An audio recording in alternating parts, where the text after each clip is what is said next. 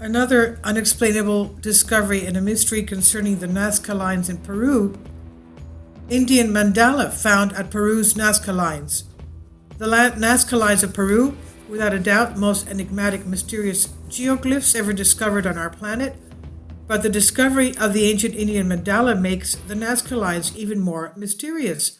Now we know from the ancient Indian texts, the Marianas were spacecraft flying all over the world and into space.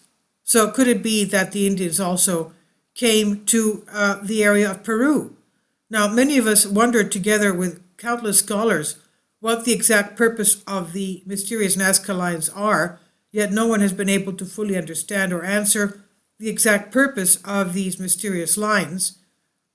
Were these giant figures meant to be seen from above? Well, it seems so, yes, because if you walk around them, you can't make sense of what they are.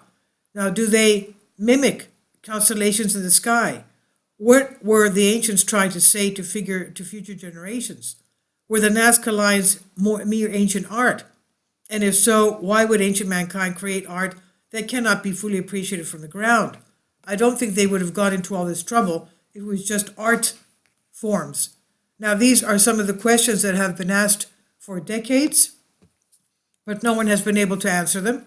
There are over 800 straight lines, 300 geometric figures, and 70 animals and plants designs, also called biomorphs. The largest figure in Nazca stretches about 200 meters across. Interestingly, the longest glyph found in Nazca goes for 9 miles. There are some scholars that have discovered curious patterns in the numerous designs, and they suggest that Nazca might be one of the earliest known examples of applied geometry. According to the claims, scientists from the University of Dresden researched the Nazca lines measuring the magnetic field and electric conductivity and discovered that electric conductivity was 8,000 times higher on the Nazca lines than next to them. But perhaps one of the most enigmatic depictions of Nazca is what is known as the Mandala, depicted in an extremely remote area. It sits atop an arid mountain plateau, causing confusion among those who have been able to observe it directly. The mandala is considered a ritual symbol in Indian religions and represents the universe. Today, the mandala has become a generic term used to describe any diagram, chart, or geometric pattern that represents the cosmos. The mandala also symbolizes the notion that life is, in fact, a never-ending cycle, but what is it doing in Peru, and who created it, and for what purpose? The mandala at Nazca seems to have been carved with extreme precision and detail, created on the ground measuring around 180 feet across, with an inner circle of the same diameter.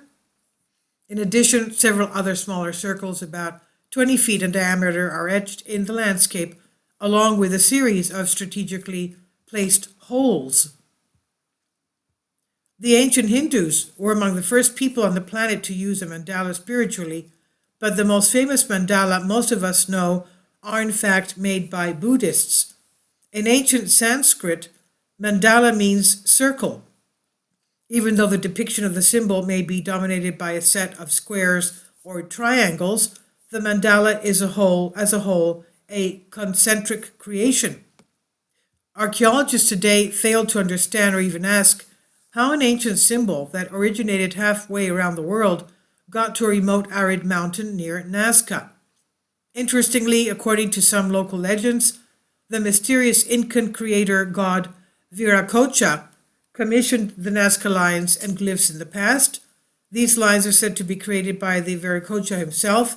He was the great teacher god of the Andes, supposedly.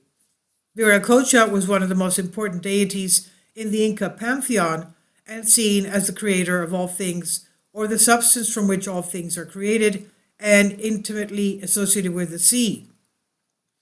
According to the myth records by Juan de Betanzos, Viracocha rose from Lake Titicaca, or sometimes the cave Pacaritambo, during the time of darkness to bring forth light. And this is Unbended Reality. Please leave your comments, and thank you for your support. support my Patreon account. The daily posts are 5 videos daily, and they are totally different from what I have on my YouTube channel. Thank you so much for your support and that you find all my content so interesting. You'll find the Patreon account details in the description box below.